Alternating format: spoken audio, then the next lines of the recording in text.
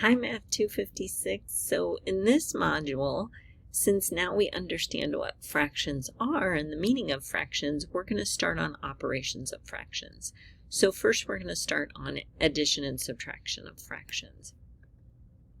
So I've rated this lesson red. I know a lot of you know procedurally how to add and subtract fractions, but conceptually and visually, we need to strengthen that foundation. So growth mindset, and that's why this is rated red. So first we're going to talk a little bit about we're going to be converting from mixed numbers to improper fractions and improper fractions to mixed numbers, and visually as well as procedurally. So then we're going to use pattern blocks, and we're going to do an activity for pattern blocks, and it's really important that you follow the directions on the activity. Otherwise, you're just pretending you're learning this new foundational information instead of really pretending you're the student and putting yourself in their shoes and going through their frustrations that they will see. So we're going to use the pattern blocks again, and we'll define a double hex as the unit or the whole, and then we'll define what those other shapes would represent fractionally. And we'll do it in class together. If you're doing it asynchronously, I go through the first one, so then you have an example. So for example, if we're trying to put a yellow and a red together, I really can't say what they are all together unless I just say, oh, I have a yellow red. But that's not very helpful. So I'm going to make trades, and I could trade that yellow hexagon for 2 red trapezoids. And then I can count very easily, oh, I have 3 red trapezoids. So we're going to do that, and then we'll make sure we understand what the meaning is of that and connect the fractions to it. Then we'll do the same thing with subtraction and the pattern blocks. So again, if I have a yellow, but now I want to take away a red, if I only have a yellow, how can I take away a red? So I will make a trade for that yellow for 2 red trapezoids, and then I'll be able to take 1 red away, and I'll be left with 1 red.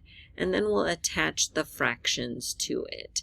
So this day can be a little bit challenging just to make sure you're trying with a visual model before we connect it to our symbolic.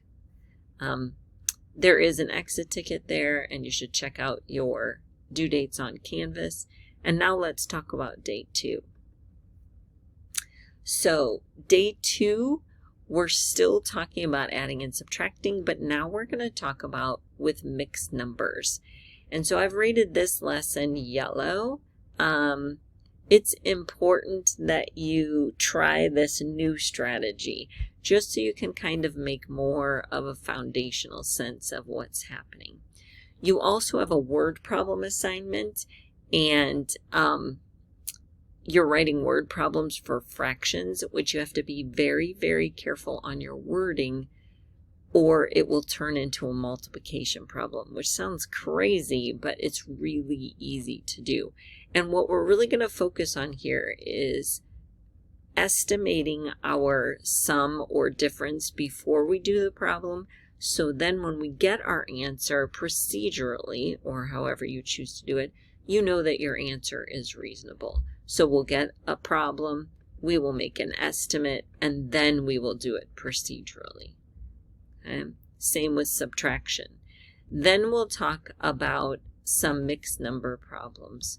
So adding mixed numbers. If I was trying to add 3½ and 2 2/3, you probably learned a very long procedure. Step 1, make them improper fractions. Step 2, get a common denominator. Step 3, add them together. And then the last step, make it back into a mixed number, since that's how the problem was given. But when you think about it, that's kind of complicated and leaves a lot of room for error for students. Whereas if I just look at that problem, 3½ plus 2 2/3, oh, well, 3 plus 2 is 5. And then I'm adding a half plus something a little more than a half. So that's definitely going to be bigger than 1. So I'm going to have 6 and something. So I'm going to walk you through a different strategy to do that same problem. and then ask you to do a little bit of practice, and you do have an assignment that goes along with it. And the same with subtraction. If you're trying to do 3 minus 2/3, you could write 3 over 1, get a common denominator, and subtract. Or you could just think about it. If I have 3 wholes and I take away 2/3, what will I have left? So a lot of time it's our mental math that we're just kind of recording for these improper fraction problems.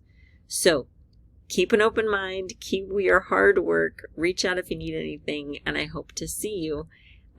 Check Canvas, do your exit ticket, and we're moving right along. Thanks for watching.